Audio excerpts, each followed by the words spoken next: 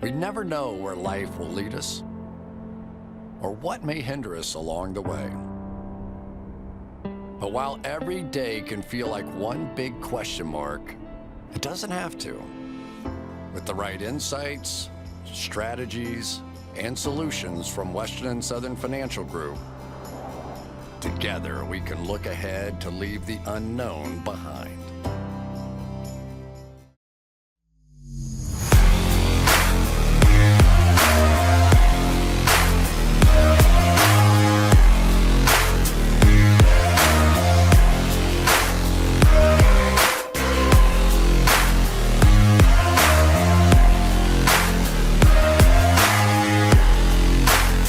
Catch an early buzz. It was an absolutely phenomenal morning for PFF. Richard Sherman podcast debuted with his announcement episode joining the Tampa Bay Buccaneers. Official co-worker of Pro Football Focus, Richard Sherman. Oh, Rich? Yeah, I see him around the office all the time. He's a great guy. Great guy. Also, Adam Schefter dropping a bomb. 9-figure valuation for PFF. Big shout out to us expanding to other sports. Big shout out to Silver Lake and the investment. We're excited. 50 mil. We're getting, how much for that are we getting again? 80%. Oh, yeah. I mean, that's how big the tailgate brand's risen over the past couple of months. They've dumped over 40 mil into tailgate, which, I mean, is not enough in my opinion. Barely covers Mike Quinn's salary. But I mean, that covers, what, one weekend of the tailgate podcast? Probably just covers this weekend. Yeah. This weekend, heading to Cincinnati at Notre Dame. Cincinnati's still a 2-point favorite in that game. I think I'm going to be taking a little natty. I'm wearing the Travis Kelce jersey up there, not wearing Notre Dame gear, which you love to see. On this show, we're going to do the NFL preview, prospect primer, mailbag, and trivia on the back end with the interviews with Deuce Vaughn, Drake London, Tanner McKee. Let's start with Thursday Night Football. The Jacksonville Jaguars are 0-3, 0-3 against the spread, and probably the most shit-on team of any team through week 3 right now in terms of people hating on Urban Meyer, not liking the start for Trevor Lawrence, the supporting cast stinks. Defensively, they can't stop anyone. And they are 7.5-point dogs on the road Thursday night, a game we'll both be at, against the Cincinnati Bengals. Are you even touching the Jags at plus 7.5? Because I'm starting to get interested. Some key injuries here. Saw Chidobe Awuzie doubtful, Justin Simmons out, T. Higgins out. Is that enough for you to start to sprinkle a little cheddar? Jesse Bates out. Or I said Justin Simmons, excuse me. Jesse Bates out. Or is this enough for you to sprinkle a little Cheddar Bay biscuit on the 7.5? 7.5 is a lot in an NFL game. To say that a game will be a more than one score game, and yes, I know 8 points is quote unquote one score, but I like to look at it as 1.5 scores in an 8-point game because a 2-point conversion is about half as likely as an extra point. Wow. So that's a 1.5 score game. So a 1.5 score game for a team that has had totals of, 17, 24, and 27 this year. An offense that has not been great in the Cincinnati Bengals offense. So you're saying that you feel certain that without Jesse Bates, you will hold Trevor Lawrence, who has looked a little bit better at times, to under 20 points. I don't know.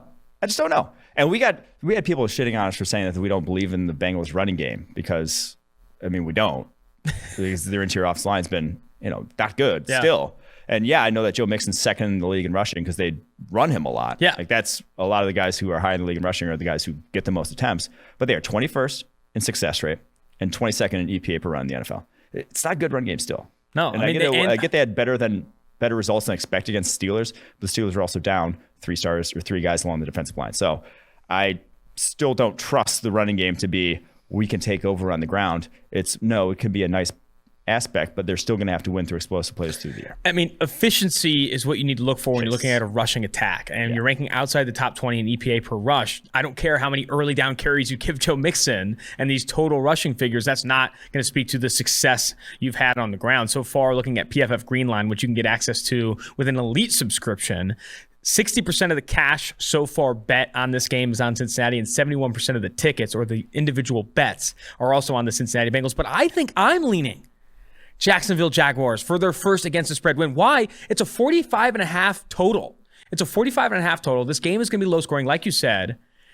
A lot of the money is already on the under. If this game total stays under 45, around 40, it's going to be so hard for this Bengals team to keep Trevor Lawrence and company to 3 or 10 points. Like, that is going to be difficult. I'm leaning Jacksonville Jaguars to cover the spread and Cincinnati Bengals to win this game. I am as well. Let's go. But if they don't, I think we have to do a public apology and never back the Jags again. I probably should stop back in the Jags even with that. But yeah, we will do a public apology. Shall that happen? Alrighty. All right. So on to the next game we have here. Football team at Falcons. I was on a Washington, D.C. radio hit.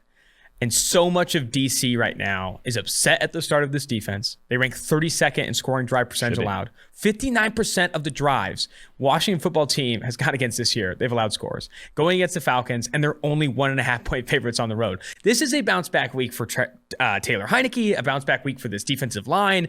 They need to show up this week. This needs to be as dominant as the perception of this football team was, right after they signed Ryan Fitzpatrick and felt this defense was going to take them to the Super Bowl. Or if the Falcons cover this number or win, outright win this game, the panic button is literally smashed through the turf for the Washington football team, because this is an unacceptable loss, in my opinion, even on the road. Yeah, this is the definition of, or should be the definition of, a get-right game. Yes. For this football team defense. If you can't shut down this goddamn Falcons attack, it's 1.5 point dogs. If you can't go in there and put a hurt on this Falcons team, it's never turning around. You're SOL. You are out of it in the East, in my humble opinion.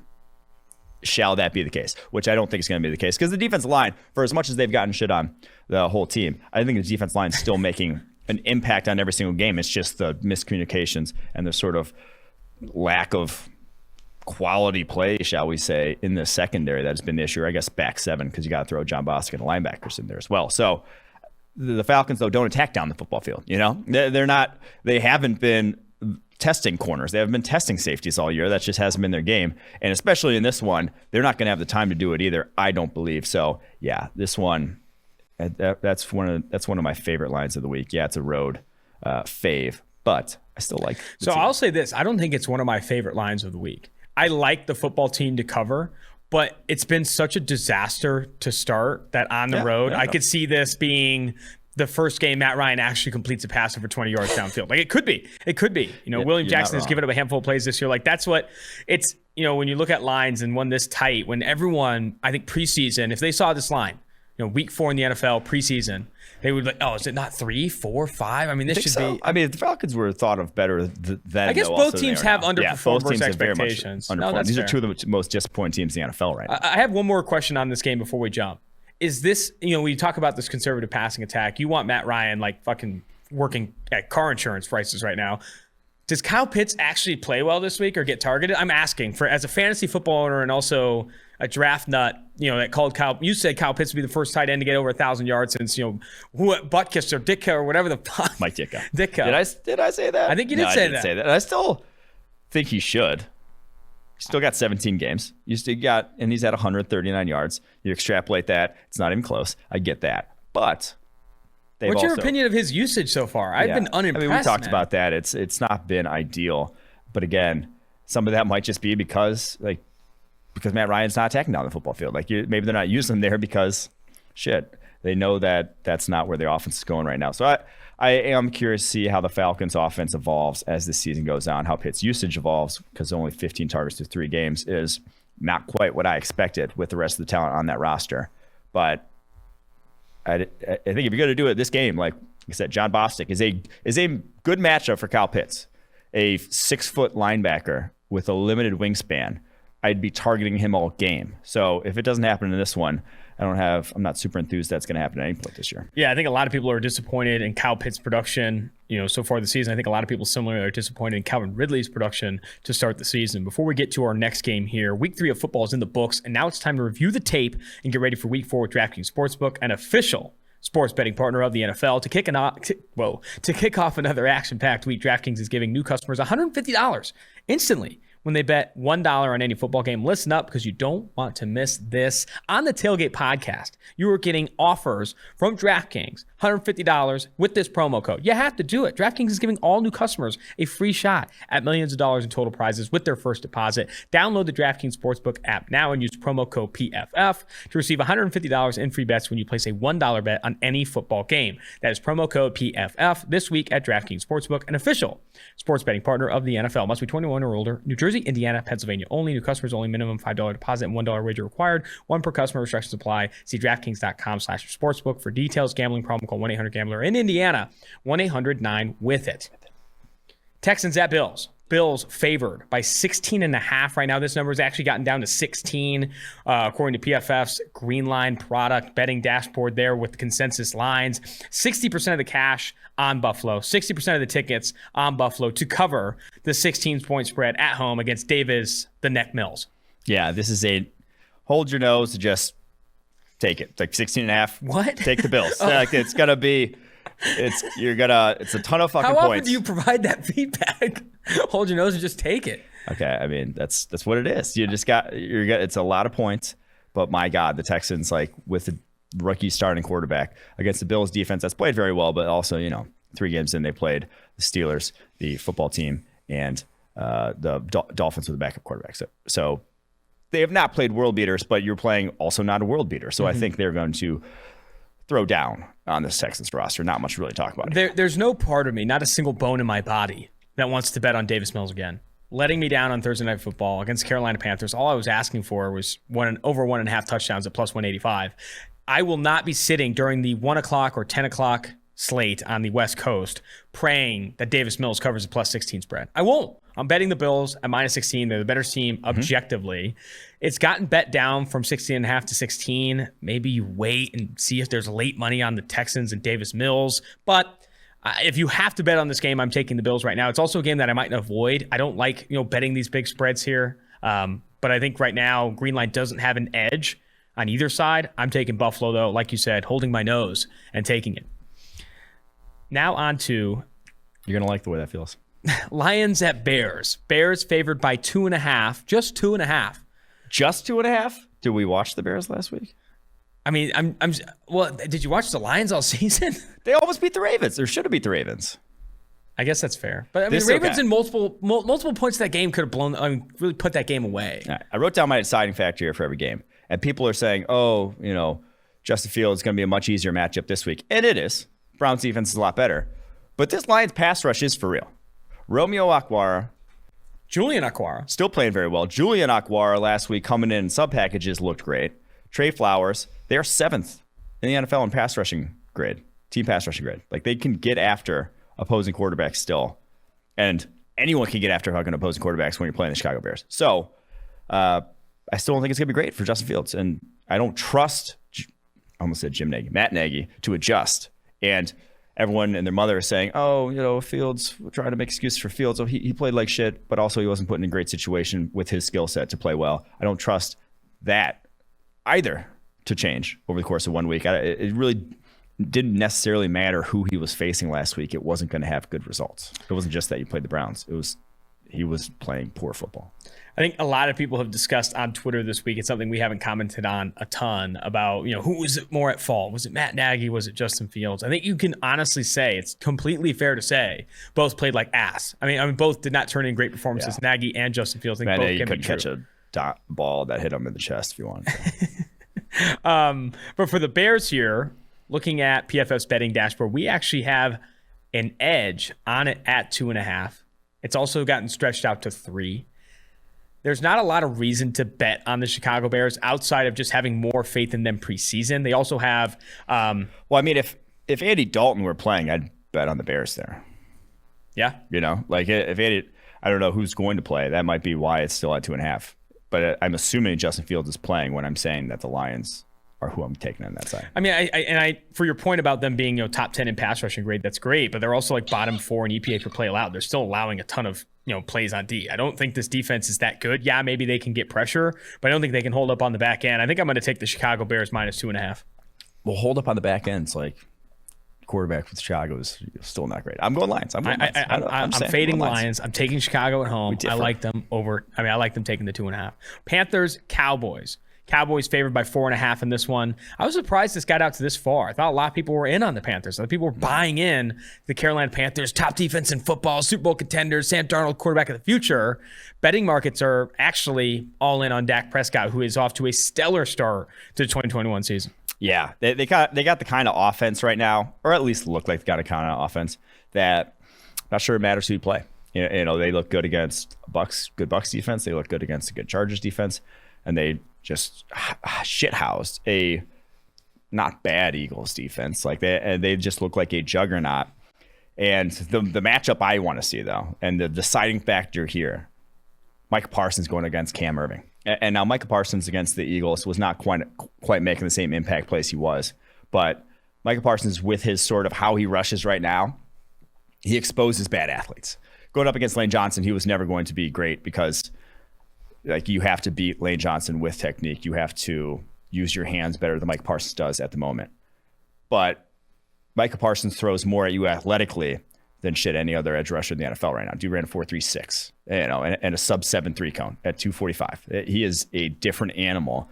And if you cannot match that, if you don't have the mirror to match that, which I need to tell you about Cam Erving, they're going to throw Cam Erving or Mike Parsons over Cam Erving all day long, and that's going to be the deciding factor, shall we say.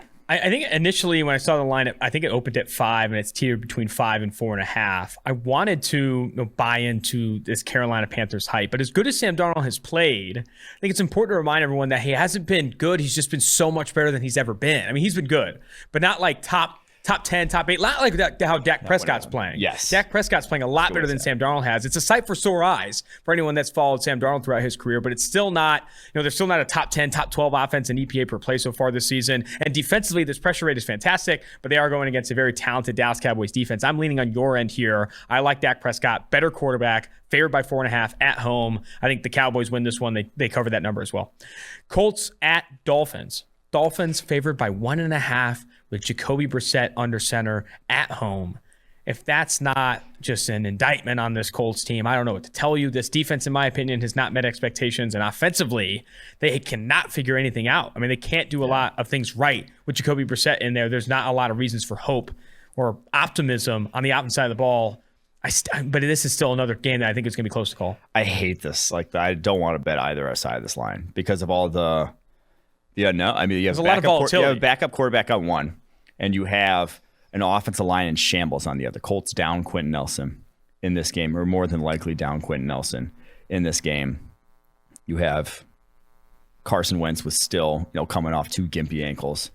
A Colts offense that we'll talk about a little bit later in the mailbag portion that just can't generate explosive pass plays.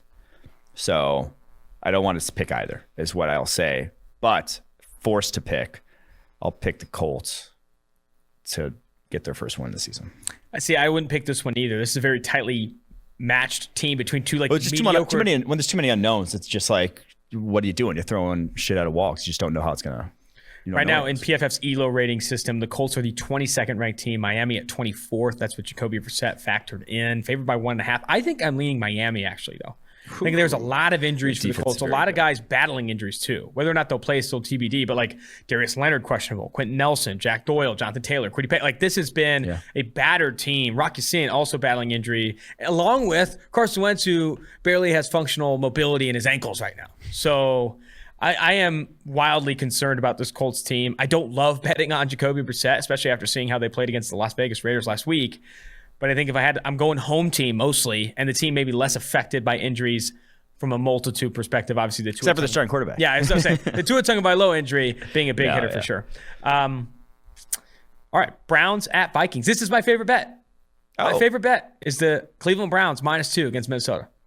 Okay, I like the Browns -2 against Minnesota. I think Browns -2 against Minnesota is my favorite bet. I talked to the betting guys, George and Eric. They also like those bets. That's always good to see. There's value on Cleveland.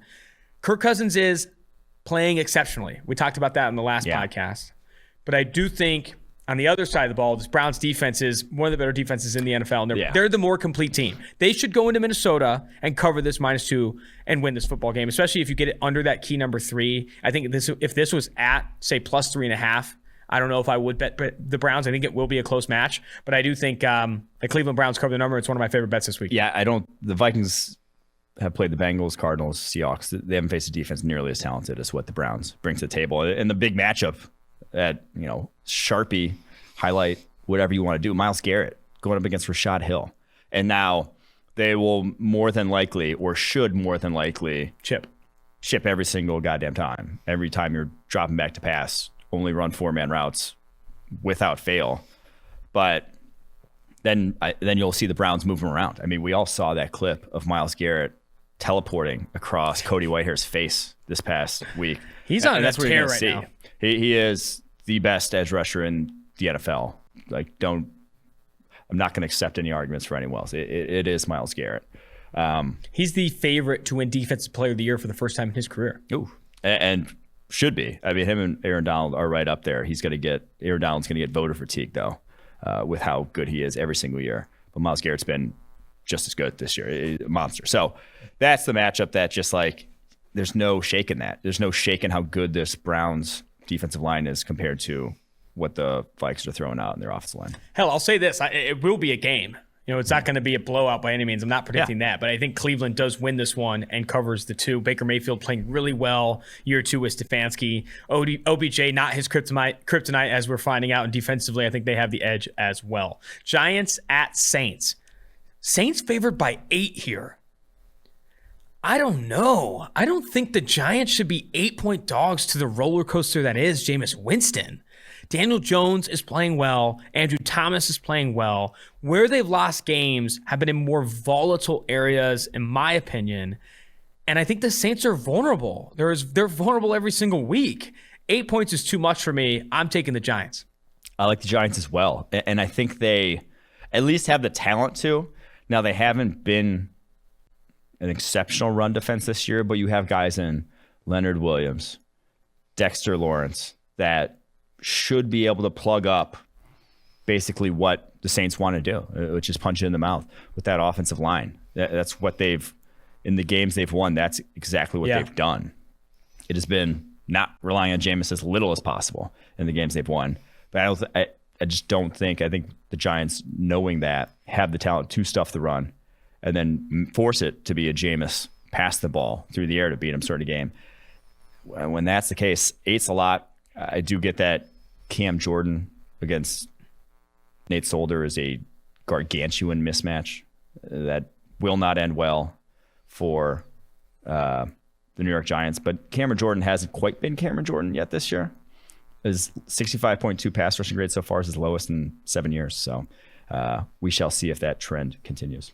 I do think they are equipped to force the New Orleans Saints to throw the football. And that can be enough with Jameis Winston. You can force him to turn over the plays and you could stay in this game. And I think this offense, despite that hot start that the New Orleans Saints had against the Green Bay Packers, still ranks above the Giants offense, still ranks above the Saints in efficiency so far this year. And defensively, while they're, you could argue, a bottom 5, bottom 6 unit in the NFL, up front against the run, like you said, they have been very, very stout and should. And they have the talent to be a good defense. They just, another team that's underperforming, not playing games on Excel, according to Joe Judge, playing in the real world, but not winning games in the real world. I love the Excel comment. That is always phenomenal. Kind of expected coming from Joe Judge at this point. Yeah, I would love to see him try to sort through a spreadsheet. Stop. I'm just saying. Any chance here you're sprinkling some on the money line for the Giants? Don't get too crazy. On the road, I don't like it. On the road, I don't like it. Yeah, the Saints have just been. I will say, the Saints have been up, down. Like there has been really not much of an in between. So I don't hate if you're gonna really buy into the Giants. I don't hate it. There's a path to them winning this football game. But I think 8's obviously the safer to cover that safe. Yeah, I think Giants covering the 8, Saints winning at home, despite the roller coaster that is Jameis Winston. Titans at Jets. Jets 7.5-point dogs. Also going to be without Marcus May in this game, and also without a lot of hope. There's a lot of people that don't like this start for the New York Jets. Seth Galina wrote a piece. Is there a lot to like? I mean, it'd be more surprising if there are people out there who are like, yes, this start is They're finally great. putting together, they're stringing together a handful of successful things. I think Seth Galina, analyst here at PFF, wrote an outstanding piece on the Jets and just how hapless the start to this season has been on the offensive side of the ball, and specifically around Zach Wilson. This Titans team should, in my opinion, be bigger favorites over the Jets, even though they are on the road. But there has been some up and down with the Tennessee Titans. But of late, I've liked what they've done. I like Todd Downing a lot more than I did in week 1. You give me the Titans that have played over the past 2 weeks. So Ryan Tannehill, I think, ranks top 5 or top 6 in PFF passing grade over the last 2 weeks. I think they beat the Jets, and I do think they cover the 7.5. Yeah, the thing is, no Julio Jones or A.J. Brown in this one is what's rumored to be the case. A.J. Brown had the hamstring, Julio with a leg injury, undisclosed. That's the concern. It's like, ooh, 7.5 is a lot when you don't have any passing weapons on the outside. You do still have Derrick Henry, and you still have Nick Westbrook-Akina, a quarterback, and Ryan Tannehill, who's actually been playing fairly well this year. So I think I'm staying away from this, though. As much as the Jets have looked hapless, they've at least had some okay results on the defensive side of the ball. Like, they've had some games where they've thought they've played above expectations on that side. And so, especially without your top two wideouts, I'm just a little wary to go Titans on the road in this one. I'll say Jets 7.5 cover. Really? Oh. I mean, 7.5 is a big number when the total is set at 44. And I think a lot of that is because of the two wideouts being out or rumored to be out in Julio Jones and A.J. Brown. But I think this is, how the Titans cover this number is maybe not offensively, but defensively. I think there's, Zach Wilson has been putting the ball in harm's way with reckless abandon almost as often as Trevor Lawrence. I could see some defensive touchdowns, some short fields pave the way for the Titans to cover the 7.5. And this number actually right now on DraftKings is just 7. So I think if you can get it without the hook being that extra half point past the key number 7. Yeah. I think betting Titans -7 makes sense. At 7.5, maybe you lay off it. Or you play the dangerous game of betting on the Jets and watching Zach Wilson and hoping and praying. Betting on rookie quarterbacks this year has been a losing proposition. Absolutely. The most losing proposition. The worst trend of any betting trend is betting on a quarterback. They've not covered once except for when they play each other. Before we get to Chiefs at Eagles, wanted to bring up Home Field Apparel, new partner to Tailgate. Home Field Apparel is a premium collegiate clothing brand out of Indianapolis. Incredibly comfortable, officially licensed apparel with vintage college designs. Home Field is in the middle of Big News Saturday Season 2, where they launch a new school collection on every Saturday at 12 p.m. Eastern for 16 weeks straight. They just recently released Georgia, North Carolina, Florida, West Virginia, USC.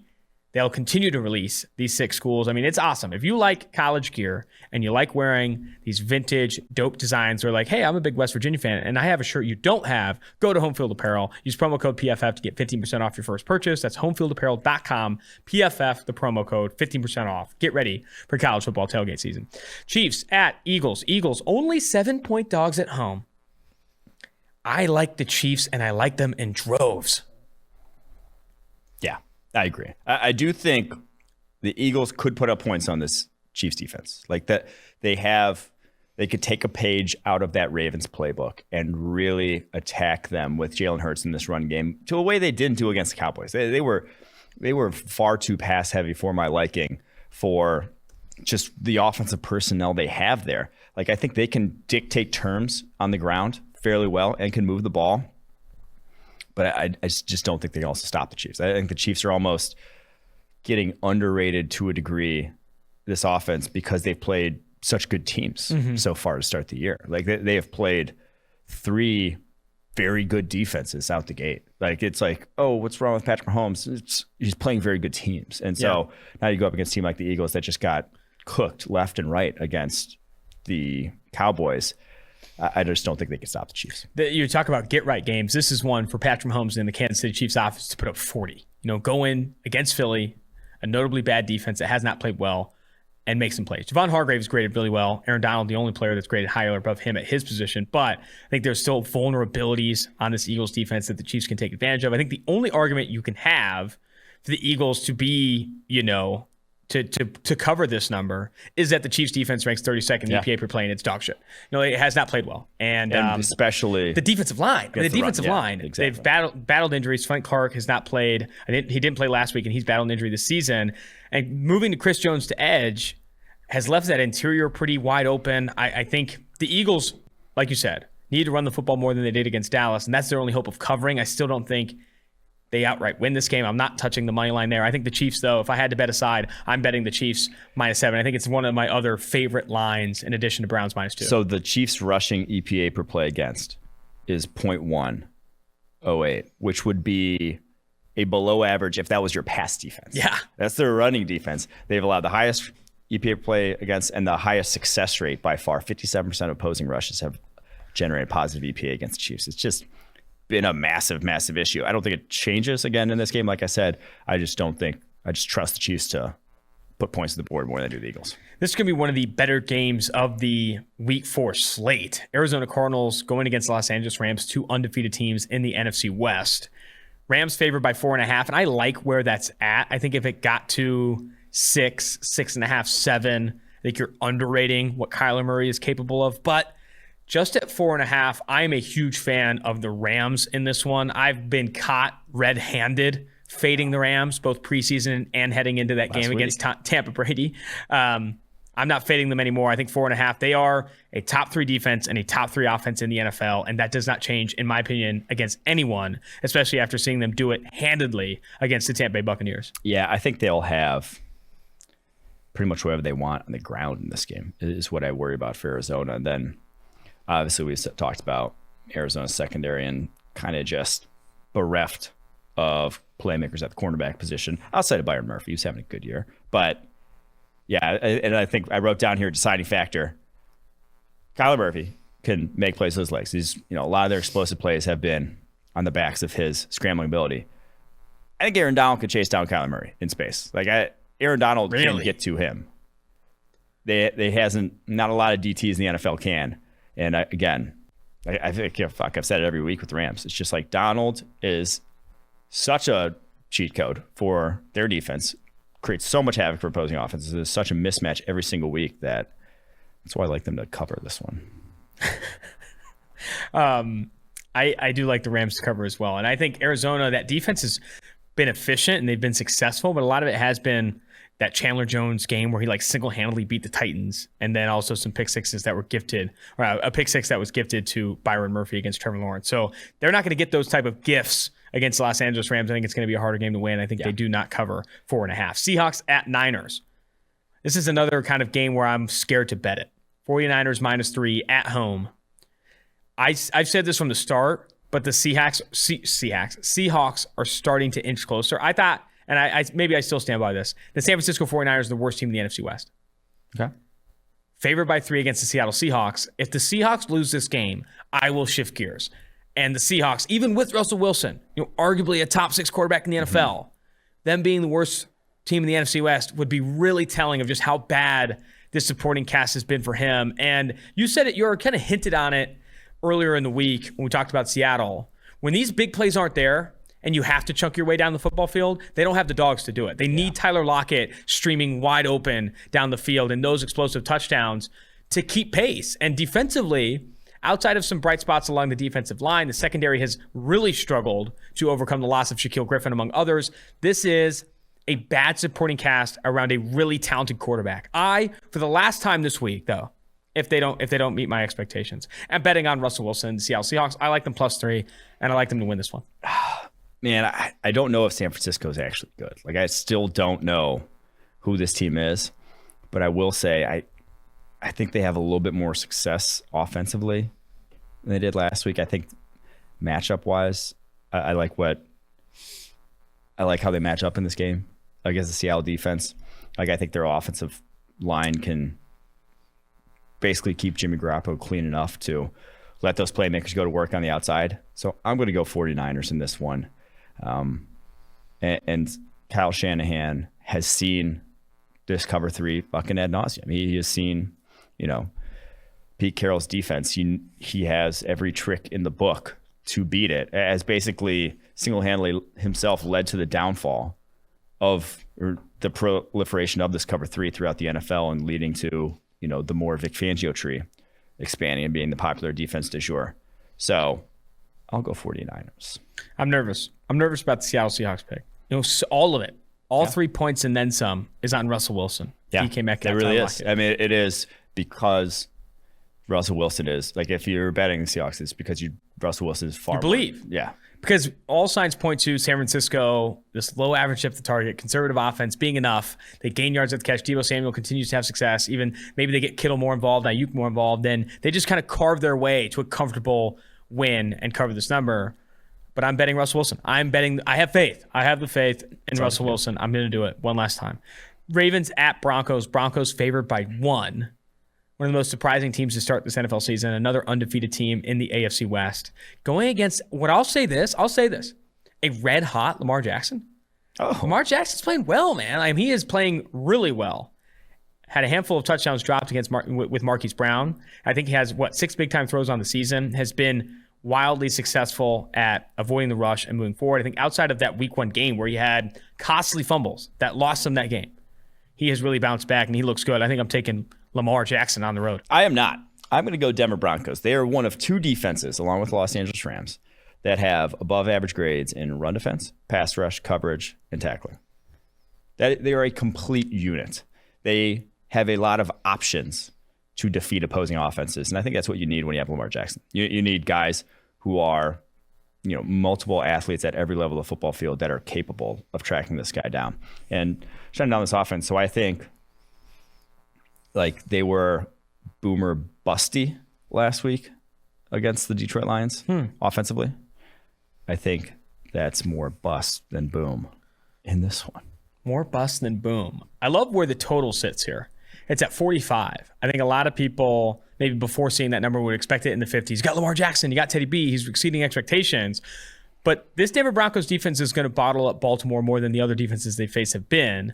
And I think for Teddy Bridgewater going against this Baltimore Ravens defense and losing KJ Hamler without Jerry Jeudy, going to have to lean on Tim Patrick. This offense maybe slows compared to the start of the season. I think that's reflected also in what this has been bet.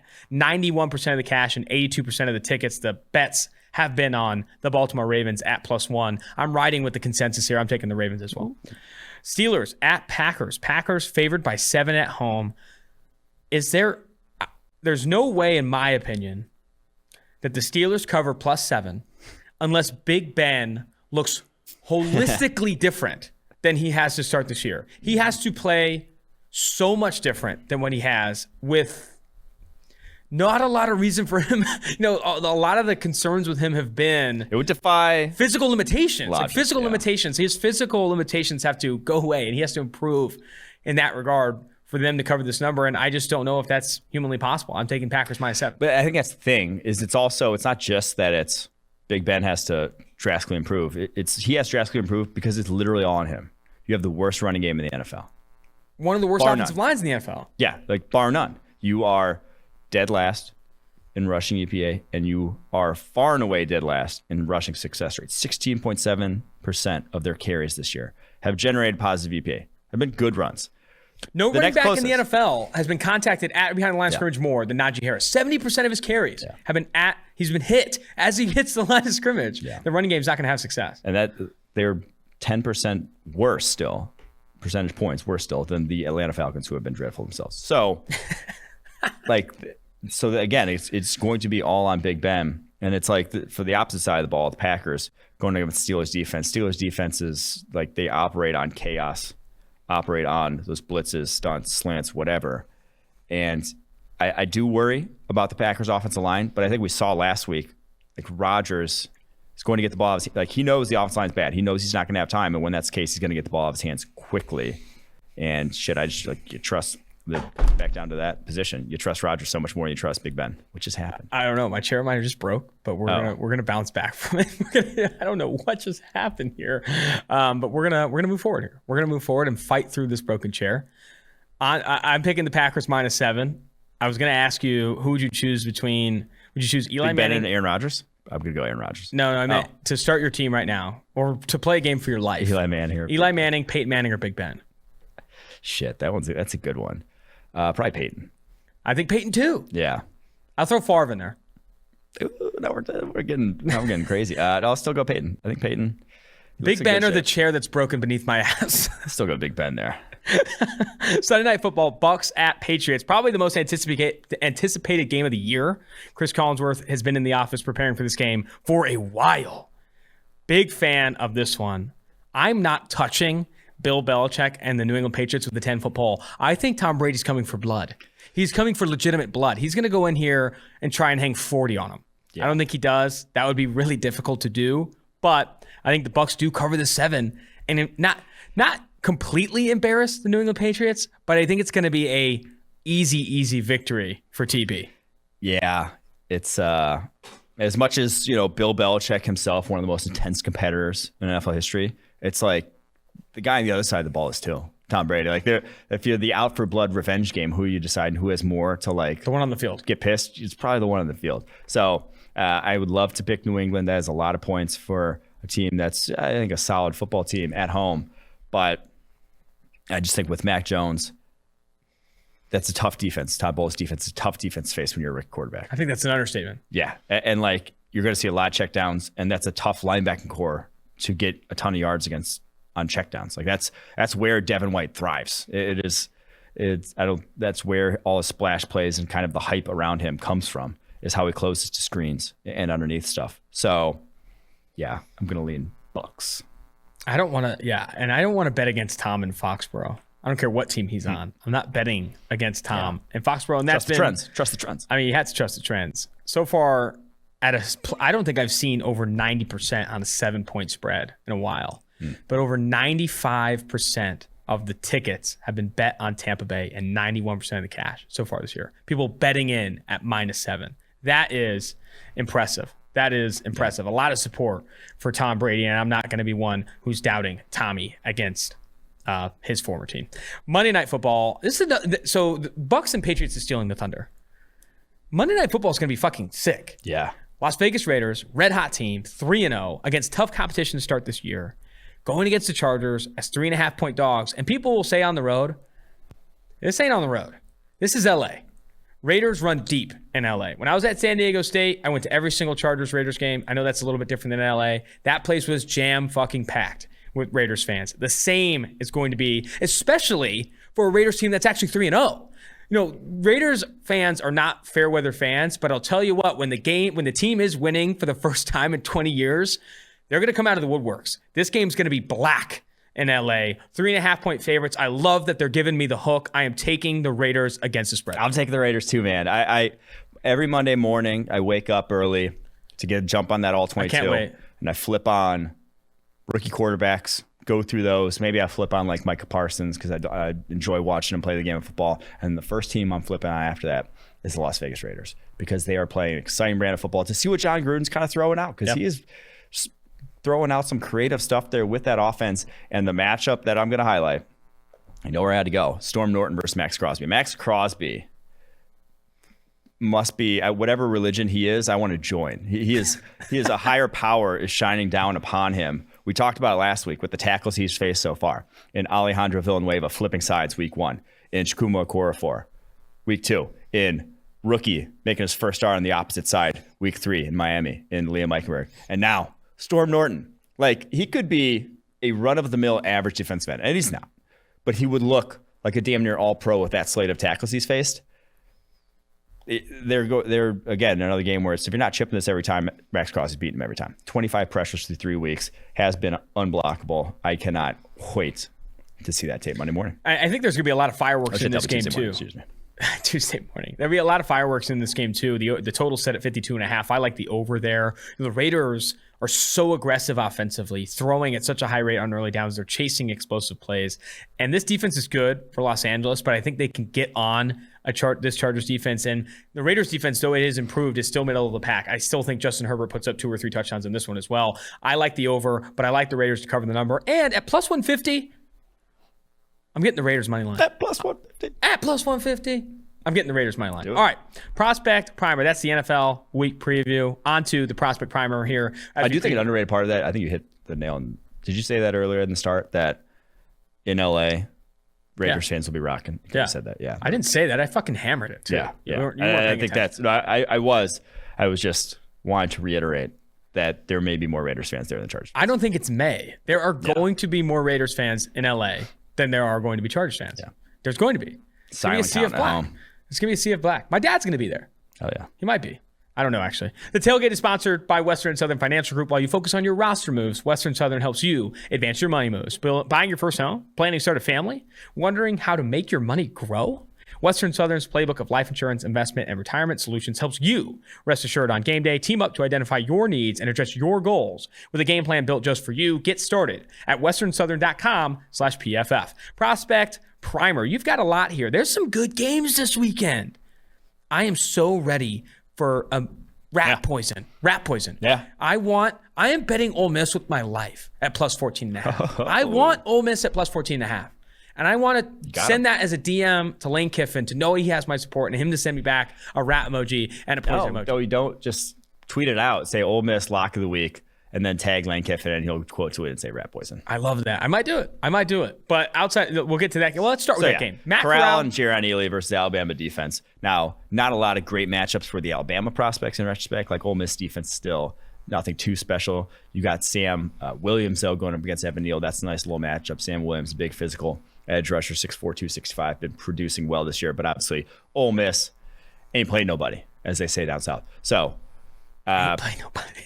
I'm looking forward to, for those two playmakers on Ole Miss's offense, massive test for both of them. So that's where I'm starting this week. A couple of prospects we also highlighted on the Wednesday episode. Charles Cross and DeMarvin Leal going to tee it off this week.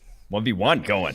Mississippi State versus Texas A&M. That's the matchup to watch there. And I think Leal is a guy that I would expect to give Cross some troubles. Now, troubles in that the rush, like some certain guys struggle with certain rushers. So you look at Eric Fisher. I like that analysis. I think Eric Fisher was one of the better pass protectors in the NFL before he tore his Achilles. But when he went up against a power sort of rusher, a Nick Bosa in the Super Bowl, guys of that ilk that will shock you on contact, it wasn't as good. And this is kind of what this matchup is. So if he looks good in this, if he can handle Leal's sort of physical play style, it's a dub for his draft stock. The return of Kayvon Thibodeau, edge defender for Oregon, number 1 overall prospect, going against friend of the pod, on this pod. Hell yeah. My guy, Tanner McKee. Our guy, Tanner McKee. Stanford guy. Quarterback. Guy. Stanford's O-line, it's not going to be a great matchup for him, but just seeing him on a football field again, can't wait for that. And then McKee, best defense he's probably going to face all season. So that is a nice little twofer. I asked McKee on the show, just to give you a really nice tidbit for Oregon, asked them to, early impressions of turn on the tape, give me a preview. He said he's just excited to play the game, which I fucking love that. I love that. You got to hear that story, his story though, about going to Brazil, there for 2 years. He said he barely even picked up a football, did one practice at a semi-pro American football team in Brazil, and that's it. And pretty much outside of that, it was like trying to find time to work out. To hit the ground running as he has in Stanford's offense has been special. And I know Shaw's right behind him. I remember Notre Dame had a player a while back, like 8 years ago or so, that went on a LDS mission 2 years. And it was just like, he didn't work out for 2 years. It's like, damn. Like that's commitment. Dude, those things are legit. I mean, he was explaining it. Yeah. He had to learn Portuguese. He's tested out of Portuguese at Stanford after spending 2 years in Brazil. Some fantastic stuff from Tanner McKee. A couple other matchups to highlight here. Treylon Burks, Arkansas wide receiver, another friend of the show, going against Darion Kendrick. Yeah, I think Georgia's going to be a little smarter than Texas A&M was and not leave their corners one-on-one on the outside and press man against Treylon Burks. I think they're going to play a little bit more zone, a little bit less letting one guy being able to beat you in that game. I have a fun fact here, or a fun trivia question before we get to the actual trivia of this show. The number 1 defense in EPA per play allowed in college football is Georgia. Mm-hmm. The number 2 is Iowa. Can you name the number 3? Is it going to be Arkansas? No. Okay. Then I can't. Rutgers. Oh. Greg Schiano and the Rutgers Scarlet Knights are out here grinding. All right, Daniel. No, they're out there chopping wood. They're chopping wood. That's chopping Schiano's wood. We got to get out to a Rutgers game next year. What's your take on that? Slip. I don't have any inclination to go to New Jersey. You're a piece of shit. You're just not a Scarlet Knight lifer like me. Daniel Falele going against George Karlaftis of Purdue, a big boy versus a big boy. This one will be good. Yeah, I don't think Karlaftis is going to face outside of. I think this is one of the top prospects he's going to face here on his schedule for Purdue. So a nice matchup for him. Falele has been kind of hot cold. He's not. I wouldn't put him close to the first round conversation right now. Obviously, very intriguing tools, but he's still kind of far away. So I think Karlaftis may get the better of that matchup. A couple more matchups here. Zachary Carter versus Darian Kennard, the offensive tackle for Kentucky, going against Florida edge Zachary Carter. And then Mitchell Agude, UCLA, going against Kellen Dyche. Those are kind of actually interesting because those are strength versus strength matchups. We talked about mismatched earlier in the Leal versus Cross. Carter and Kennard are power players. Those are big physical dudes, both of them. Kennard damn near 350 tackle there for Kentucky, whereas Aguda and Dyche, I believe is how it's pronounced. I like Dyche, but we'll go Dyche. Might be that. Both kind of finesse players, both a little speed versus speed, agile versus agile. So those will be nice matchups to watch both. Before we get to trivia, can we do the mailbag? Let's get the mailbag. I'm a big fan of the mailbag. Appreciate you guys following PFF_tailgate on Twitter, sending us those DMs. Yes. That helps us out a ton. We're reading them all. We're getting after them. Also, you can do this by leaving a review in Apple Podcasts. This first one's from Robbie Brecht, or Brett. Maybe the CH is silent. Which, if any, current/upcoming quarterback prospects do you hold in a similar regard to Trevor Lawrence? And can you please speak a little to Arch Manning? Okay. Lawrence. I mean, none. That's why Lawrence was Lawrence. You know, until Tanner McKee, a freshman, wins the national championship this year, we can talk about a prospect. But no, Lawrence was different. None of these guys are honestly even close to like Zach Wilson at this point from what I saw from him last year. So not a great quarterback class, and even underclassmen, I'm not sure a lot are showing out in a big way. And then to speak to Arch Manning, it cracks me up that the only person that Lane Kiffin follows on Instagram is Arch Manning. But didn't Arch Manning already commit to all of West Virginia? Did he? That's what they said on the Manning cast in week 1. I think that was a joke, right? Oh, was it? Yeah. I guess so. I don't know. I was like, okay, it seemed real. Peyton Manning, that sarcasm layer was thin. I thought it was like, oh wow, West Virginia. All righty. But I don't follow the Arch Manning shit as much as maybe you do. This is from H. Justin on Twitter. Why are punt formations this is a good question. Why are punt formations so different in college than the NFL? In college, it seems like most teams have the guys scattered all over the field, whereas the NFL usually has the 7 tight on the line, 2 gunners, an up man, and the punter. Yeah, so in college, there's no legal man downfield. So in the NFL, everyone, if you're on the line of scrimmage, if you're not an eligible receiver, you can't release, basically, until the ball has been punted. In college, as soon as the ball is snapped, you can just go, you just run. Mm-hmm. And so you'll see a three guys protecting the actual punt location of where the punter is going to punt it. And then you'll see kind of just like a wave of guys on your front wall just to like kind of kickoff thing. Just kind of slow them down, just to basically give them one tap to where if you're outside of that kind of wave, it's like 5 or 6 guys like right up front. If you're outside of that, you're too far away. Like the punt's gonna get kicked before you can even get there. Like punts get blocked in the NFL. It's almost 99 times out of 100 the guy is unblocked completely coming up the middle. And even then, sometimes guys don't have enough time to get there. So I think that's the biggest difference in the formations that you see. Love that deep cut. Not about a prospect. Not about. I love when we get the questions about who should my team take at this pick, or in November. That was a cool one. Danny Cox on Twitter. How would you evaluate Carson Wentz and the Colts offensive line so far? 21 hits and 6 sacks in 2 games. Is this on Wentz making the offensive line look worse, as PFF has mentioned previously, or is this the offensive line playing bad? Frank Wright seemed to refute the latter on Monday. The offensive line's been bad. It's I don't think there's any sugarcoating it. When you have very black and white today, as many backups as they've had to play, right? I mean, when you have Julian Davenport starting all 3 games because of Braden Smith getting hurt, because of Eric Fisher being not ready to start the year, and then Eric Fisher coming back and not being, still not being the Eric Fisher we saw. He's coming off a big injury. Yeah, like a massive injury. And then obviously Quentin Nelson going down. Like, it has been a hodgepodge mismatch, and that's not been great. Like, you lost a very good left tackle last year. That's kind of why we say left tackles are pass protection, because they are on the island far more than anyone else in your offensive line, or your 2 tackle positions are pass protection. So when they have been disastrously worse than they were last year, that's an issue. But then also, Wentz is not a guy who attacks, who handles pressure well. He just never has over the course of his career. And he gets those kind of heavy feet in the pocket. You don't see those subtle movements that you see from a Rodgers, from a Brady, that keeps his eyes down the football field. So when pressure is coming, it's running back check down, over the middle check down. It is not, let's still see if we can make plays.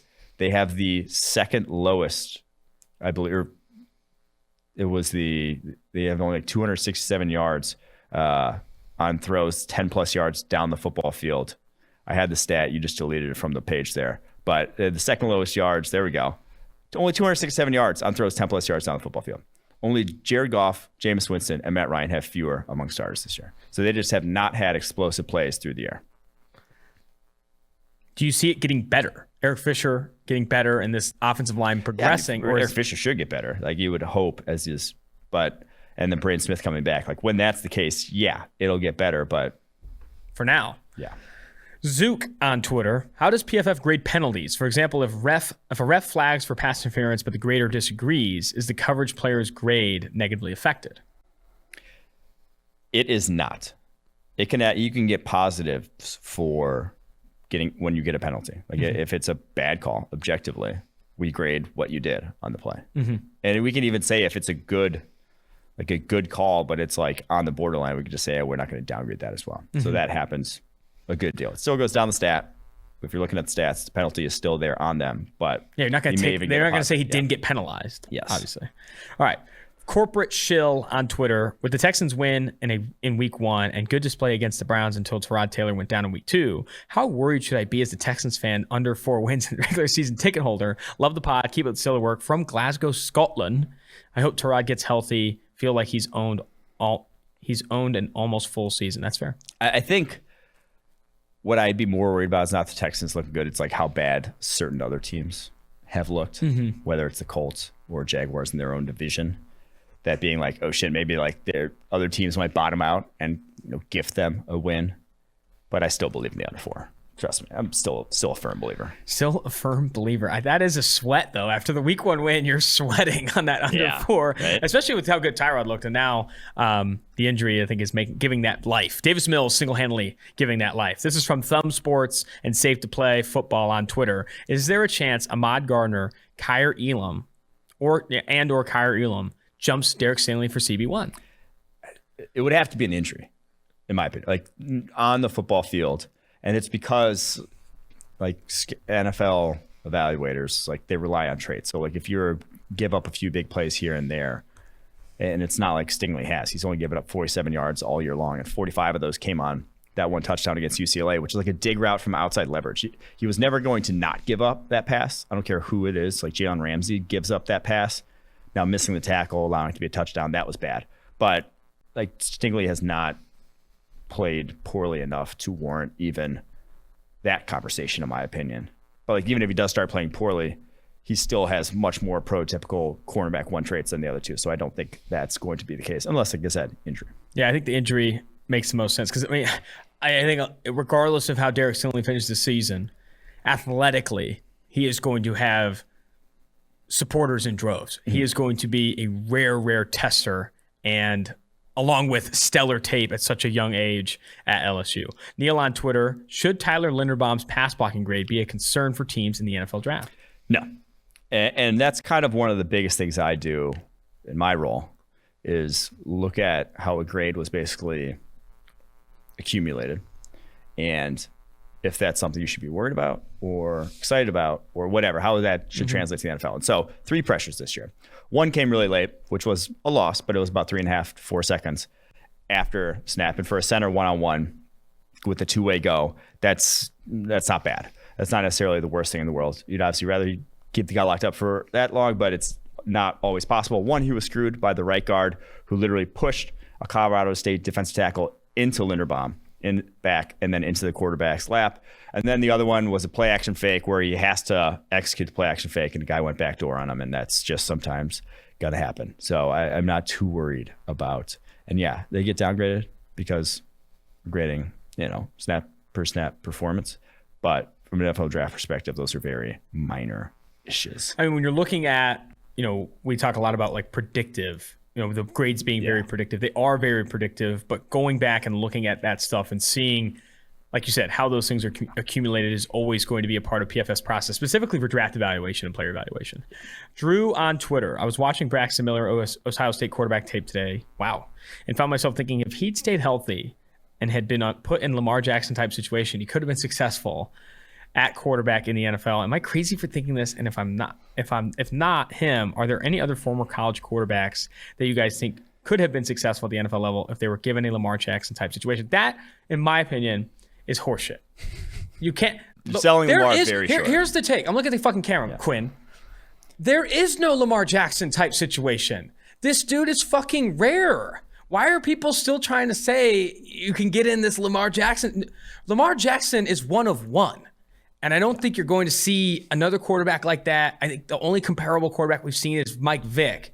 No, I don't think Braxton Miller in a similar situation has the same success. Lamar Jackson, one of one. Yeah, so one, even just as pure runners, Lamar's on another level than Braxton Miller. Like Braxton Miller was a dynamic dude with the ball in his hands, but he was also 200 pounds coming out. Was not a low 4. He ran a 4.5. He was not as electric. And now it was very much, but Lamar Jackson's still like on another level from him. And as a passer, Braxton Miller did have a strong arm. I'm not going to deny that. He had an NFL caliber arm strength, but he was very inaccurate. And now Lamar Jackson's not known for his accuracy, but Lamar is a much better decision maker, I thought, much quicker decision maker than Braxton Miller was. Like, if he was really that dude at the quarterback position, you don't move him to wide receiver. Exactly. You don't at the collegiate level. He was closer to a Denard Robinson than a Lamar Jackson, in my opinion. I also don't think enough is said, and I don't know, Braxton Miller's like leadership qualities, but I don't think enough is said about Lamar Jackson's leadership qualities. I think how he holds himself in press conferences and how you've seen him mic'd up in these situations. I do think Lamar Jackson has been rare in that regard as well, in addition to being a freak with the football in his hands. I mean, he won the Heisman at Louisville, like Braxton Miller did not at Ohio State. So like a much black and white there, a much better program, like much more talent surrounding him. Sort of thing. Quinn, is it time for trivia? Yeah, it is. Big day, obviously, for PFF. $50 million investment, Richard Sherman podcast. And we have our first listener-submitted trivia question. Wow. That's pretty equal value to the 50 mil. That's what I said, maybe even more so. But it's from Vishnu Srinivas. I hope I said that right, Vishnu. But he wants to know, in 2021, Alabama tied a record with 3 players drafted in the top 10. Jalen Waddle, Pat Surtain 2, and Devontae Smith. In 2016, this school also did it with these 3 players. 2016. I know. Why don't you give us an answer then? It's Ohio State. Is it? Yeah. Who was it? It was Bosa, and then Zeke, and then Eli Apple snuck in at 10. Really? Yeah. Forgot about Eli Apple. Yeah, that's almost, I'll give it to you, but the answer I was looking for is Ohio State with Joey Bosa, Ezekiel Elliott, and Bengals legend, current Bengals legend, Eli Apple. He balled out last week. He did ball out last week. Next one. Okay, number 2. Tailgate is headed to South Bend to see number 9 Notre Dame take on number 7 Cincinnati this weekend.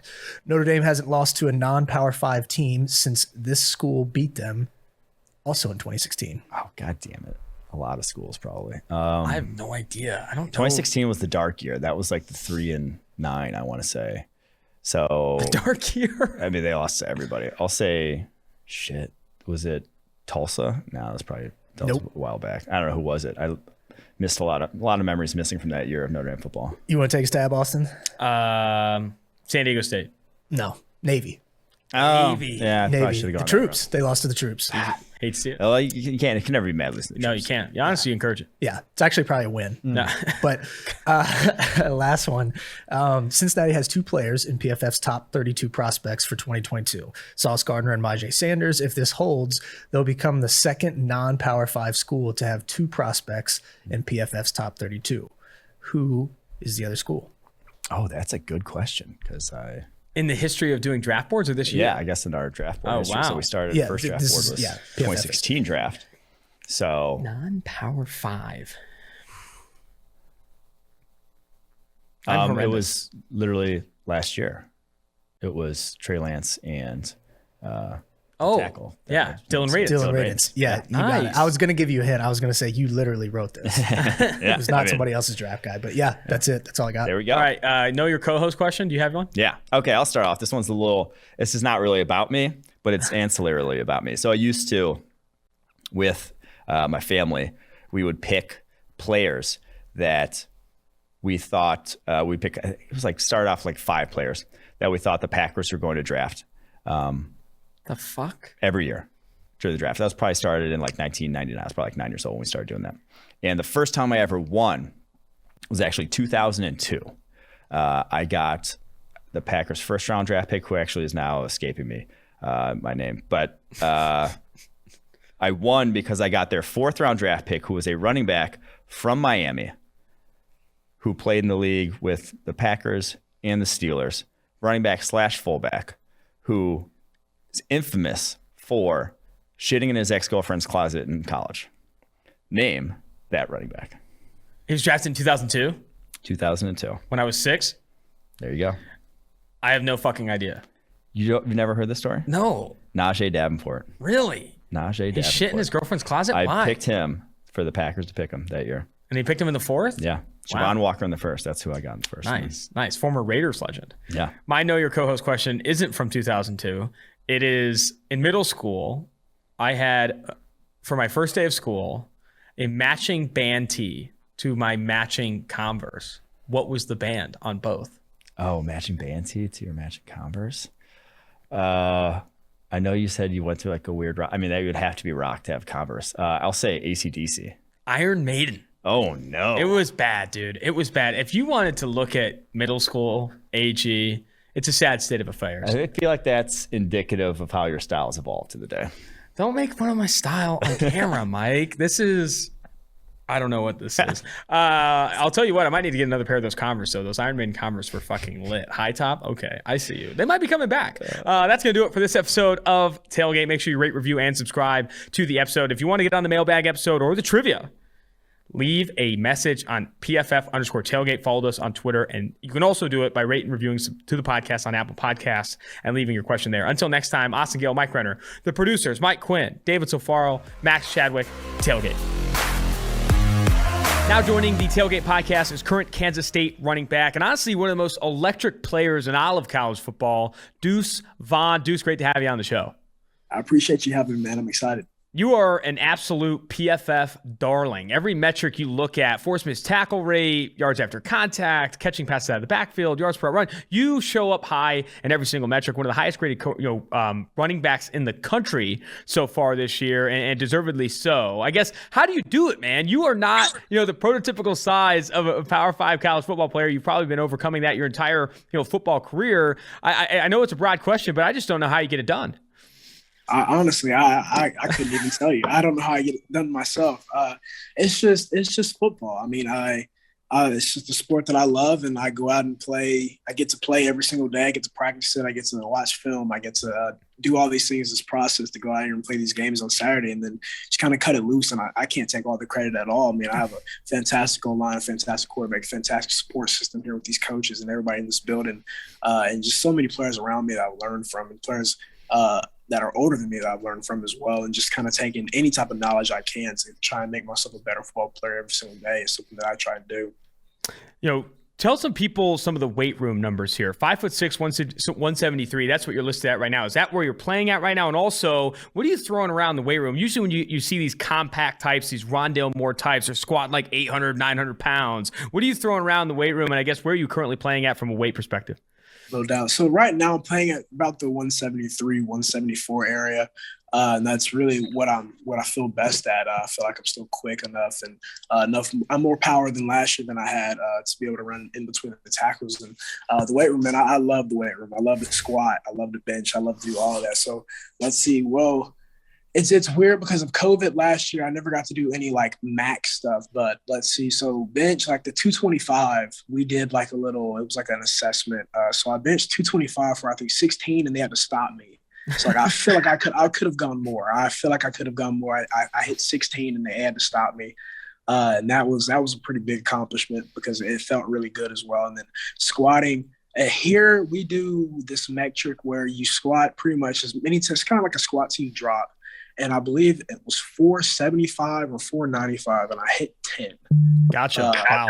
So just one of those things where I'd really love to see what my one rep max was, and we'll probably get into that stuff into the next offseason, everything without COVID and all that stuff to keep us away from. But I'm really excited. It's something that I try to embrace ever since I was young, and whenever I figured out I was going to be a big, tall, long guy, I was like, man, at least I can do is bulk myself up to be able to withstand some hits and everything. Hell yeah, man. I mean, I think it's kind of smart for Kansas State to stop you. I've heard some bad injuries, man, about people trying to over-rep at bench. Bruce Gretkowski, who is analyst here at PFF, told a story about how, he was trying to, get aggressive in the weight room, rile the people up, and ended up tearing his back at one point in his career. So Really? definitely being careful there is super smart. I want to talk a little bit more about Chris Klieman. He was one of my favorite coaches I've talked to this preseason, and a guy that sung your praises before the season, obviously has featured you in this offense. What impact has he had on you so far this season? And I guess how much has he, kind of catered or aided your development?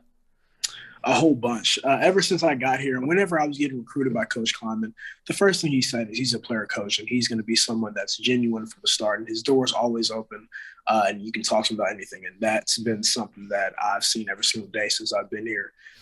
He's building a culture here that's not only a family, but he's turning us into great men.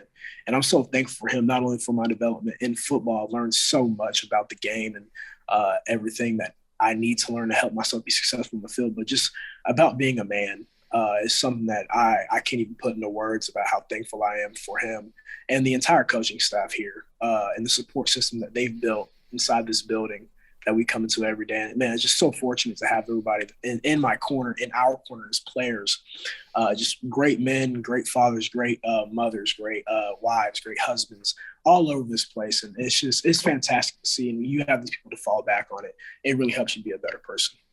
I know this offseason I was listening to one of the Athletic podcasts, did an interview with them, I think before the Oregon State game, and you talked about how in this offseason you had an opportunity to work with, in Austin, some fantastic NFL players or future NFL talents, Jalen Ramsey, Jordan Love, J.C. Horn. How was that experience for you? And did you have any, I think whenever you're working out with people who have that level of success in the NFL, or I guess those guys who are going to get drafted, did you have any conversations with those guys that kind of, really changed your opinion on anything or your process or how you're preparing for things? I guess speak to that experience and maybe some of the conversations you had. No doubt. Yes, I was back home for a break throughout the summer, and it was really, really cool just to be able to have that opportunity because they're working out at a facility about, I think, 15, 30 minutes away from my house. So I got to go out there and got to catch balls from Justin Fields to Deshaun Watson. Wow. Jordan Love and things like that, and got to run routes with T. Higgins. DeAndre Swift was out there, Kyle Pitts, and just these guys that you see on TV every single Sunday, and you're like, man, that's where I want to be. And then to look on the defense side of the ball, see Buda Baker, J.C. Horn, Jalen Ramsey, all these guys. Isaiah Simmons was there as well. Just see these guys that were fantastic athletes, fantastic just football players. But then after it was over, I got to go and talk to DeAndre Swift, who was somebody that I'd watched since he was at Georgia when he was a freshman. And just because I was like, man, the way that he runs the football, the agility, the looseness he has, the speed that he plays with somebody that I want to try and learn from. And got to talk to him. And he kind of talked to me about the process of not only being in the NFL and how he attacks watching film, how he attacks his workouts, how he attacks everything and tries to become a better player. But also he gave me some pretty cool things about just handling everything. It was like, especially once you get into that kind of spotlight, there's going to be people that you have to handle that spotlight in a way that is beneficial to you, your teammates, and everybody in that building. And to be able to talk to him for just 5 to 10 minutes and get a picture was really big time. I got to talk to Justin Fields as well. And he was somebody that was really, really cool, really, really cool. And just be able to gain as much knowledge from those guys who are doing it at the highest level. You want to go and play in the NFL, the blueprint's going to be those guys that are doing it right now. So to be able to talk to those guys and kind of grasp as much knowledge as I could was a really, really, really beneficial thing. That's awesome to hear that about the conversation you had with DeAndre Swift. I think that's something that I'm, talking to, players and prospects more about. I was talking to Aiden Hutchinson, the Michigan edge defender. He said, you can't block out, Twitter. You can't block out the internet sometimes. People who say they don't look at that stuff are probably lying. You have to learn how to deal with it and handle it and Right. work with it and stuff. So I'm sure that was very, engaging. Good feedback from Swift. Focusing more on this season, I know you guys are, battling with Skylar Thompson hurt. It's been something this offense had to adjust to. How has the team kind of rallied around, this change in offense? And I guess, worked with Skylar Thompson, obviously try to get back from injury. Right. It's been one of those things that when Coach Kleiman said that we're all going to have to rise up as a football team. And I feel like we've been taking on that challenge every single day. And it's something that is really, really, really cool to see because nobody's back down. Every single day at practice, we're competing amongst ourselves, and we're competing, getting ready for the next game, the next Saturday. And every single day, we're just going out there and making sure that we're doing everything we can to be able to put ourselves in successful situations on that game day. And, Skylar Thompson, even though he's battling his injury, he's getting back. He hasn't been away from the team. He's always out at practice. He's making sure that we're watching film. He's watching film with it. He's breaking it down. He's getting ready as if he's playing. It's one of those things that, that's what a leader is. And to have him on this team, even though he may not be suited up, he may not be going. He may not be playing. He's somebody that brings so much value to this team because, man, he's our leader, and he has not stepped down from that role, even though the unfortunate injury happened. That's fantastic to hear, man. I'm sure he's still prepping too, regardless of whether or not he's playing for this Oklahoma game, a big game for Kansas State, one that I'm sure you've already done a handful of preparation for. Walk me through what you've already looked at on film, and I guess your early impressions in your preparation for Oklahoma. 100%. So I usually start watching film on Sunday. So I've gotten 2 days in, and man, I watch a whole bunch between those 2 days. It's usually opening stuff, and man, they have a fantastic defense. They fly around to the football. They're fast. They call themselves Speed D, and they own up to that name because every single time they're athletic, long, fast, and just the way that they play together is pretty cool to see. And it's going to be a really, really big challenge for us this weekend. And man, one thing they also have is a whole bunch of experience. You looked at their D line, their front seven, really their front six that they like to play with is really, really, really experienced. And they have some really good guys on there. And they have some new guys in their secondary that have come in, and they may be young, but they play football really tenaciously, and they fly around just like their defense should. And they have their two safeties who are back from last year as well. So there's more experience in that back end. So it's going to be really, really, really challenging game for us, but something we're going to prepare for, and our preparations can help us be successful on Saturday. I'm glad you brought up speed, man. I mean, that defense plays fast at all three levels. It's something that I think every defense, every offense that goes against them has to deal with for sure. I'm glad you're already looking at that. One more question for you, and I'll let you go. Really appreciate the time. What are your goals for the rest of this season? I know, a lot of players, we want to go 1-0 every week. We've got to win, all these things. But what are your goals specifically catered to you? And if you don't have those, what are your team goals, or what are you guys hoping to accomplish this year? Absolutely. So, of course, the team goes to go 1-0 every single week. And what we say is go 1-0 every day. So today at practice, whenever we go out there, we got to be 1-0. Got to be 1-0. We got to be 1-0. The 21 periods that we have today, our walkthroughs, our meetings, we have to be 1-0 in everything, because the way you do everything, the way you do one thing is the way you do everything. So we have to go out there and we have to attack that. And then personally, I mean, really, I'm just trying to become the best football player and the best teammate and best leader I can be every single day. The stats are something that I really feed into. Their stats are going to be there at the end of the day. But if I can become a better teammate, a better leader, and a better player every single day, everything else will take care of itself. And that's really what I'm worried about right now. Fantastic stuff, Deuce. 1-0 in this interview. Really appreciate the time, and I wish you the best of luck the rest of the season. Thank you so much. I appreciate you having me.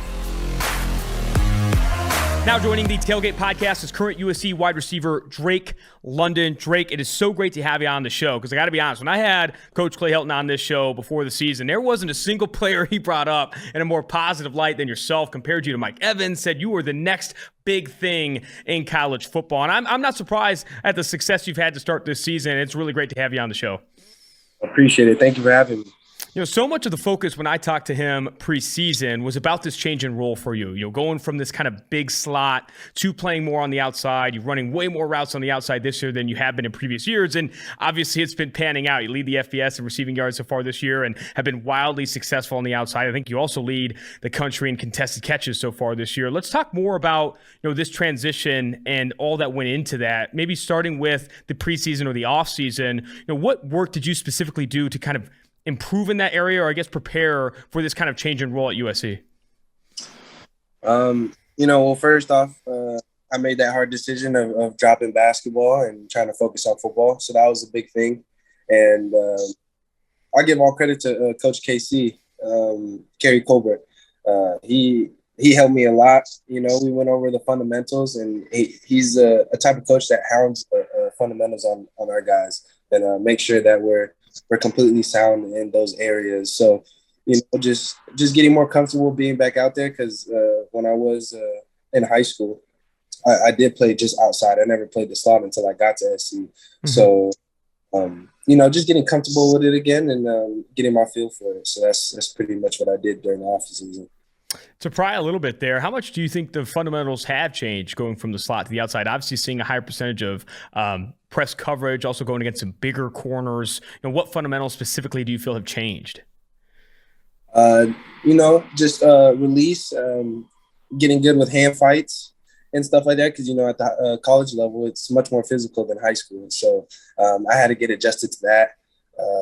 But overall, I think the the transition over back to it has been pretty seamlessly. So, you know. Have you had a lot of opportunity to maybe even turn on NFL tape and watch some outside receivers in the NFL to work your releases? I know a lot of other college receivers will do that. Yes, I love watching Devontae Adams. Just his footwork and how he creates space is like it's just different. And then also my guy Mike Evans, who I try to like model my game after a lot. I watch him a lot, top of the route, press coverage, all that. So those are the two main guys that I watch. I think something else that's impressive about your game too, in addition to the contested catchability, the size, and what you're able to do at that size, is honestly what you do after the catch. 11 broken tackles this season. That's the second most in the Power 5 according to PFF's charting. And that, I think, speaks to what you can do with the ball in your hands and how big of a body you are and how hard you are to tackle. How much of your focus is on making plays after the catch and being more than just a guy that catches and gets tackled on contact? I think it's all the mindset, and once you got the ball in your hand, you try to go score, and that's my whole mindset. So whenever the ball is in my hand and I have an opportunity to go run, I mean, I think that's the best part of football is just running away from people or trying to run through somebody. So, yeah, I mean, once the ball's in my hand, I try to just go get into the zone. You've obviously had a unique opportunity to work with one of the top quarterbacks in the country in Kedon Slovis, a guy that's wildly talented, wildly accurate. How would you say your relationship with him has developed from last year to this season, even over the course of the first few games? It's been pretty amazing, When I broke the news to him that I'm going to be full-time football, we just we went out there and we was basically throwing every day of summer, all of off season. We was out there with other guys, just getting our chemistry down and where the ball needs to be placed or how I need to run my routes. So our relationship has been built a lot this offseason. Turn back the clocks a little bit. I know you've brought it up a handful of times, but when, I guess, did you make that official decision to move away from basketball and fully commit to football? And I guess what all went into that decision? I think I made the decision right after the football season ended, the COVID season. I sat down with my parents and I had the discussion because I always look at it this way. You can never go back to organized football. You can always go back to some sort of organized basketball when you're older. And the way things were going, I had to take my opportunity and kind of just run with it. So that's what went into that decision. I've unfortunately not had a lot of opportunity to watch some Drake London highlights on the basketball court. Can I get a description of your game here? You a three and D type of guy, or what are we talking? I like to say back in my prime, but no, I was I could shoot the 3-point pretty good. If you had your hand down, I would let it fly. But I was mostly a slasher, try to get to the rim. Get big dunks in transition and just be up on defense and get a stop. So that was my game. Focusing more on this season, only a few more questions before I let you go. I really appreciate the time. Obviously, you have this transition from Clay Helton to Dante Williams. How has the team reacted to this transition? I guess how has morale been affected? And how are you guys keeping energy up as the season progresses after a 2-2 start? We have so much faith in Coach Dante as a coach. And he's also a player's coach. So the transition has been pretty smooth, but I think we just got to do what's best for all of us and keep on leaning on each other's backs because we're all we have right now.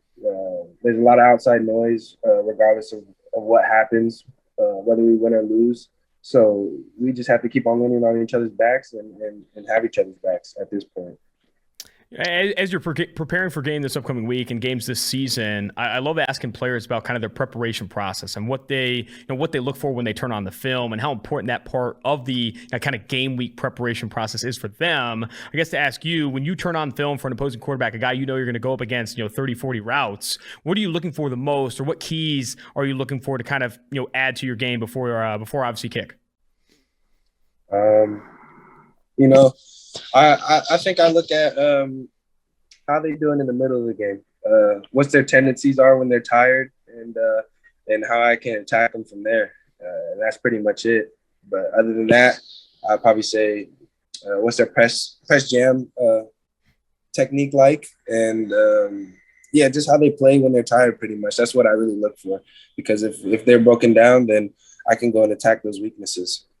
Last one for you here, and I'll let you go. Appreciate the time. What are your goals for the rest of this season as you look out to kind of set some goals and what you want to accomplish at USC to finish out this year? What comes top of mind?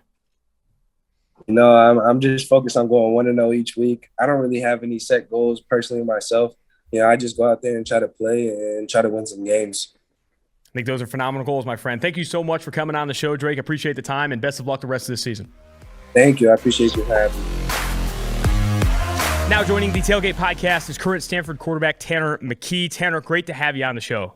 Yeah, thanks so much for having me. I got to be honest, man. I have a podcast co-host here. His name is Mike Renner. He does the draft stuff here. He's the senior or lead draft analyst at PFF. And he said randomly, he's like, dude, have you watched this kid, Tanner McKee? And we watched your tape back to back, the All-22 here in the office. And, rocking it up draft boards, rocking it up in our eyes, seeing what you've done so far this year. And we've gotten into your background a little bit, and I don't think enough people know you. You went on this mission trip for 2 years. This is technically your sophomore season at Stanford. Tell the people more about, your start at Stanford, former 4-star recruit, and then, I guess why you originally picked Stanford over the other offers you had. Yeah, so I graduated in 2018. I lived 2 years in Brazil, serving a mission for my church. I was in the southern part of Brazil in Curitiba.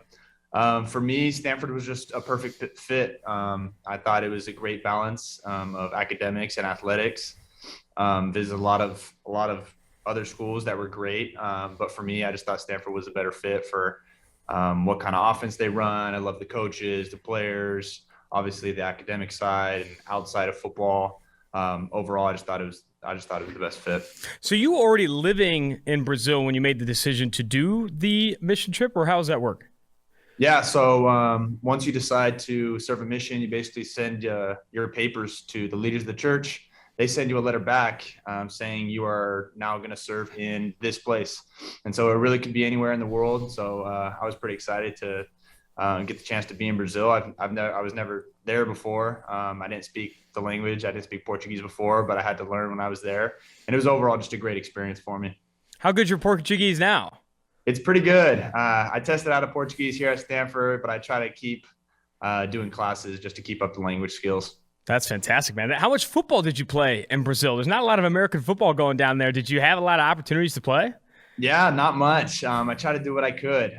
In the morning, I had bands or try to go run, try to stay in shape a little bit. Obviously, football was not very big down there. So I tried to do what I could. I brought a football with me and try to play catch with some locals there. I actually found a semi-pro team in Curitiba when I was there. Wow. I actually had a practice with them, which was really cool, but that was pretty much just one day where I went out and was actually with a team and things like that. How much were you in communication with Stanford and Shaw and learning this playbook in that time, or did you not have a ton of time to really dive into that stuff? Not really having a ton of time. Coach Shaw was great, kind of letting me focus on my mission while I was there, while I was in Brazil, and then be 100% focused when I get back. So towards the end of my mission, I did get a playbook and I was studying a little bit of the plays, but for the most part, I was kind of focused on what I was doing there and helping people while I was in Brazil. And so when did you officially touch down in the States? And I guess how long have you been practicing with these teammates here at Stanford? So I left, I think June 2018. Came back March 2021. Usually you serve 24 months. I served 21 because of COVID. So I came back a couple months early and then just started getting ready for season, getting ready for school again. Obviously, it's pretty weird coming back, not playing football for so long. I lost a little bit of weight, so trying to get my weight back. I lost about 25 pounds. Getting that weight back, getting my arm in throwing shape again. Getting ready to take classes again. So it's a big transition, but Stanford was great. Coach Shaw was awesome. So they really helped me along that transition. So where are you weighing in at right now? I think you're listed on the site at what, 6'6", 230. Are you right in that range right now? Yeah, I'm about 225 right now. What's insane to me is that you've taken all this time off, obviously prioritizing what sounded like an awesome trip to Brazil. You come back March 2021, have to pick up everything again, including like working out regularly, and you're already having all of this success at Stanford. I guess, what do you attribute that to? How much of it has been just fully immersing yourself in it? How much of it has been Shaw or these teammates? What do you all attribute all that to? Yeah, I think it's a little bit of everything. Obviously, it's a lot of hard work coming back when you're not in shape, trying to gain weight, get ready for season. Coach Shaw was great. Coach DeVita helped me learn the playbook, just step by step, regaining focus and things like that.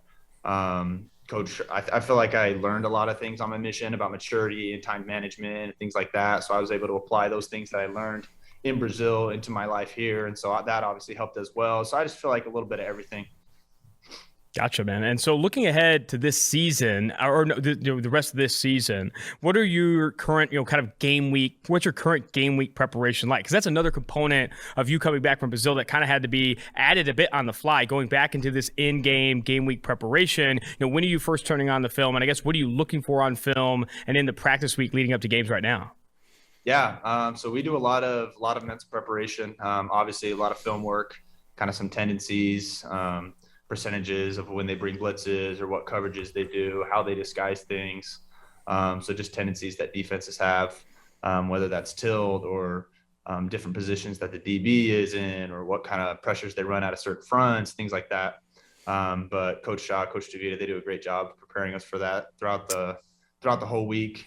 We have our scout players that are running the opponent's defense. So when we get out on Saturday, it's not the first time we've seen that look. We've seen it throughout the week, and everything looks recognizable, and we can identify the fronts and make our right calls. Obviously, you have a monster game this week, taking on number 3 Oregon at home. What are your early impressions of turning on that tape of this team? I mean, I'm super excited. Obviously, it's a major opportunity for me and the team. Oregon's a really good football team. We're going to have to play our best. We came back from a great learning experience, I think, from last week at UCLA. Obviously not one of our best games, but so many things that we can learn from. And I think if we take those things, learn from them, and grow this week, we'll have a dominant performance on Saturday for sure. I wish I mentioned this earlier, but I talked to David Shaw in the preseason. He talked a lot about, how much he's excited about this next step after Davis Mills and how Stanford, this program is moving forward. What's your relationship with Shaw? And I guess, how has that developed over the course of this season? Yeah, Coach Shaw, he's awesome. Honestly, one of the, an experience that I had with him that kind of describes who he is. When I first came back from my mission, about 2 days later, Coach Shaw, he called me and he was like, we were talking about things that I learned in Brazil, how I matured and things like that. And he was just like, make sure that all these things that you learned, that you share with them, with the team, so they can grow just as you did and things like that. So he's obviously a great coach. A great person, helps us become better leaders, better men, better husbands in the future, and things like that. And so he's obviously an awesome coach, but a really awesome person as well. I mean, such a player's coach. That is awesome to hear that he's having those conversations with you 2 days removed from Brazil. Last one for you, and I'll let you go. I really appreciate the time. You obviously have Oregon this week, but in terms of long-term goals for the rest of the season, what are you individually putting on your proverbial board as goals, and what is the team goals? What's the energy right now for this team? What are you guys looking to accomplish to finish out this season? I think we're just trying to get 1 week better each week. Use each week as a learning opportunity. Learn from the good plays, learn from the bad plays, things like that. When you watch the film, there's so many things that we can learn and improve on, just being on the same page, working on our team chemistry and things like that. I feel like we can grow as a team and become a very dominant team. Want to know every week. I love it. It's one of my favorite expressions in college football. I think a lot of people, rally around that. Tanner, this has been fantastic. I really appreciate the time. I really appreciate you diving into the background a bit. I think more people need to know Tanner McKee. Thanks again, and best of luck the rest of the season. Thank you so much.